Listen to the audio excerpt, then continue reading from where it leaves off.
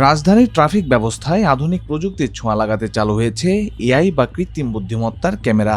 এই নতুন ব্যবস্থার সঙ্গে নাগরিকদের মানিয়ে নেওয়ার সুবিধার্থে ট্রাফিক বিভাগ শুরুতে কিছুটা নমনীয় অবস্থান নিলেও ইতিমধ্যে এআই ক্যামেরার মামলার মাধ্যমে আদায় হয়েছে ২৯ লাখ টাকারও বেশি জরিমানা।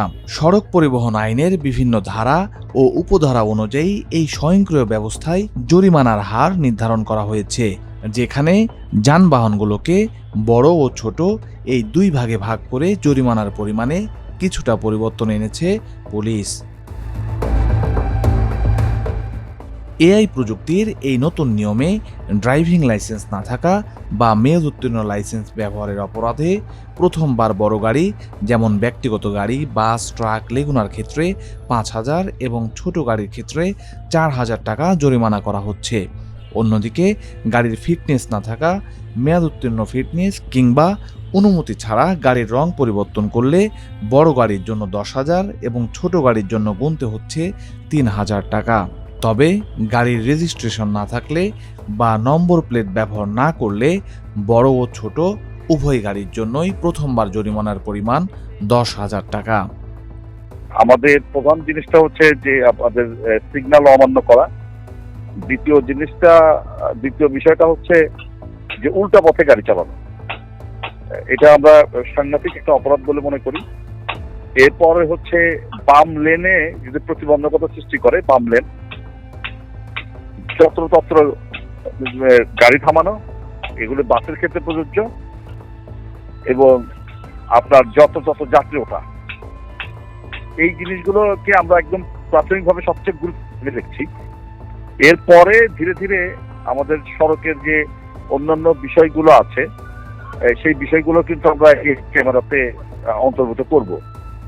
বেপরোয়া গাড়ি চালানো, বাঁ পাশের লেন বন্ধ করা, ভাঙা কাঁচ ব্যবহার, ইন্ডিকেটর লাইট না থাকা এবং সড়কে চলাচলের অনুপযোগী বাহন যেমন নসিমন পরিমন বা ইজি বাইক চালানোর অপরাধে প্রথমবার ২৫০০ টাকা জরিমানা ধার্য করা হয়েছে।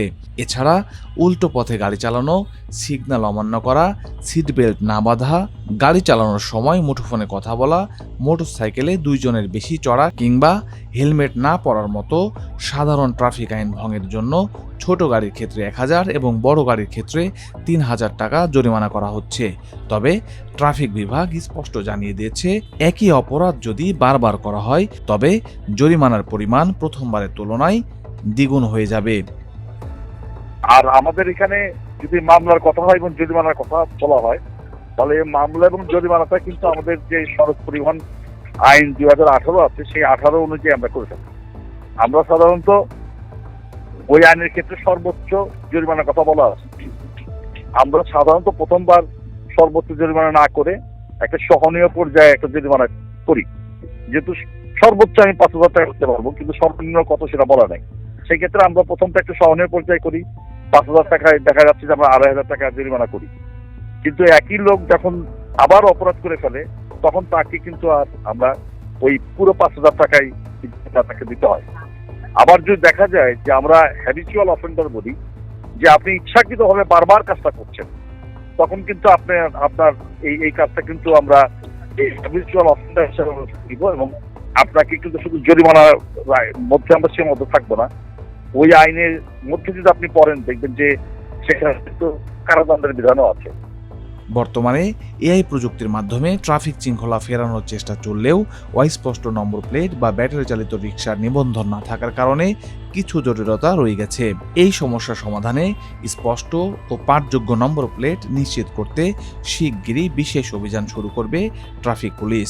একই সঙ্গে সড়ক থেকে ২০ থেকে ২৫ বছরের পুরনো বাস ও ট্রাক পর্যায়ক্রমে সরিয়ে নেওয়ার জন্য একটি নীতিমালা তৈরির কাজও বর্তমানে প্রক্রিয়াধীন রয়েছে বলে জানিয়েছে ট্রাফিক বিভাগ।